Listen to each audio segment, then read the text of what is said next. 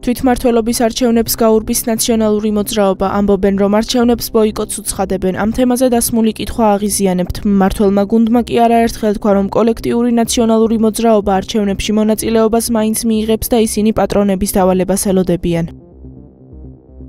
კითხვა რო გვაქვს პრობლემა არის ოპოზიცია და არის აქვს პოზიცია?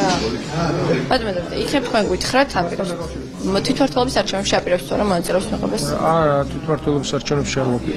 არჩევნებზე უნდა გითხრათ აპირებთ თუ არა მონაწილეობის? ასე მკითხავ, არჩევნებზე ხელი გაწი.